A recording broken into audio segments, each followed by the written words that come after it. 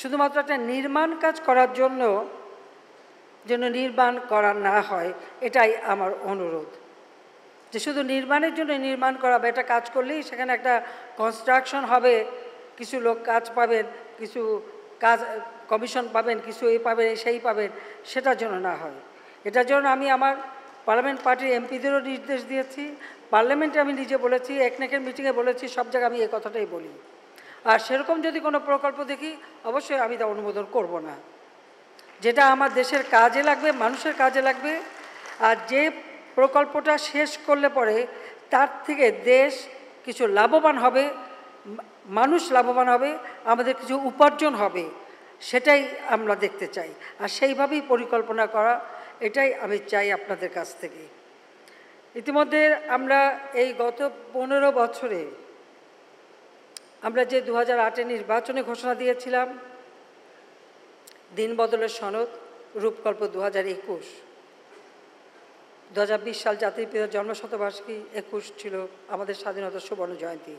সেটা মাথায় রেখে জাতির পিতা যেখানে স্বল্পোন্নত দেশ রেখে গেছেন, তারই পদাঙ্ক অনুসরণ করে দেশকে আরও এক ধাপ উপরে তুলে নেওয়া, এই লক্ষ্য নিয়েই কিন্তু আমরা পরিকল্পনা, পঞ্চবার্ষিকী পরিকল্পনা করেছি, প্রেক্ষিত পরিকল্পনা করেছি, এবং প্রত্যেকটা পরিকল্পনা আমরা পরিকল্পিতভাবে করেছি বলেই কিন্তু আজকে বাংলাদেশ সত্যিকারভাবে বদলে গেছে, বদলে যাওয়া বাংলাদেশ।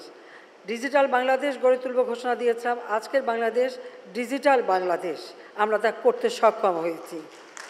আর 2021 সালেই আমরা আপনারা জানেন যে উন্নয়নশীল দেশের মর্যাদা পেয়েছি, যেটা 24 সালেই বাস্তবায়ন করার কথা ছিল, কিন্তু কোভিড-19-এর অতিমারী কারণে যেহেতু সমস্ত অর্থনৈতিক কর্মকাণ্ড স্থবির ছিল কয়েকটি বছর, এর পাশে রাশিয়া ইউক্রেন যুদ্ধ, স্যাংশন, কাউন্টার স্যাংশন, মুদ্রাস্ফীতি বৃদ্ধি, সব কিছুর ডলার, আমাদের রিজার্ভের উপরে চাপ, তারপরে আমরা 2 বছর সময় নিয়েছি, কিন্তু আমরা পিছিয়ে যাইনি। তবে 2 বছর সময়, এটা 24-এও আবার পরীক্ষা করা হয়েছে, আমরা কিন্তু আমাদের সেই উন্নয়নশীল দেশের মর্যাদা ধরে রাখতে সক্ষম হয়েছি। কাজেই 2026 সাল থেকে এটা বাস্তবায়ন শুরু হবে।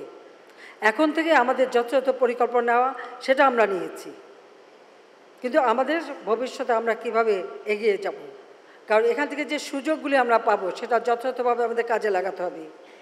আর যে চ্যালেঞ্জগুলি আসবে সেটা আমরা মোকাবেলা করতে পারবো, এবং আমরা তা পারবো, এটা হলো বাস্তবতা। কাজে সেইভাবেই আমাদেরকে এখন থেকে প্রস্তুতি নিতে হবে। ইতিমধ্যে দেশের বিদ্যুৎ উৎপাদন আমরা বৃদ্ধি করেছি। মাত্র আপনারা নিজেরাই জানেন যে 96 সালে কী অবস্থা ছিল দেশের, বিদ্যুতের জন্য হাহাকার। মাত্র 1300 মেগাওয়াট বিদ্যুৎ দেওয়া যেত, 4600 মেগাওয়াটে উন্নীত করে যাই। কিন্তু তারপরে দ্বিতীয়বার যখন আসি তখন কি ছিল, সেই 4600 মেগাওয়াট যে রেখে গিয়েছিলাম তার থেকে কমে 3200, আর আমাদেরই হাতে নেওয়া কয়েকটি প্রকল্প শেষ হতে 2700 মেগাওয়াট। সেইখান থেকে যাত্রা শুরু করে আজকে আমরা 28,000 মেগাওয়াট বিদ্যুৎ উৎপাদনের সক্ষমতা রেখেছি। আমাদের লক্ষ্য যে 2030 সালের মধ্যে আমরা কতটুকু করব, 41 সালের মধ্যে আমরা কতটুকু করব। 41 সালের মধ্যে আমাদের লক্ষ্য হচ্ছে 60,000 মেগাওয়াটে উন্নীত করা, এবং আমাদের বিদ্যুৎ উৎপাদন আমরা বহুমুখী করছি। সেই ক্ষেত্রে আমি বলবো যে আমাদের প্রকৌশলীদেরও কিন্তু আসলে গবেষণা দরকার।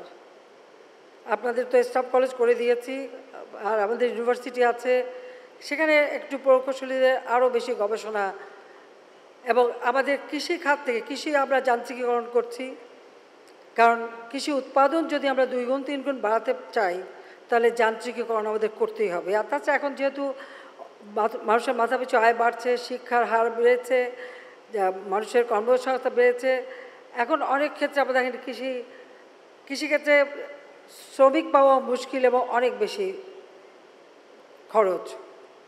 সেই ক্ষেত্রে আমরা যেটা জাতির পিতা বঙ্গবন্ধু শেখ মুজিবই কৃষি যান্ত্রিকীকরণের কথা বলে গিয়েছেন, আমরা কিন্তু সেটা করে যাচ্ছি, আর যার ফলে আমাদের উৎপাদনও বাড়ছে।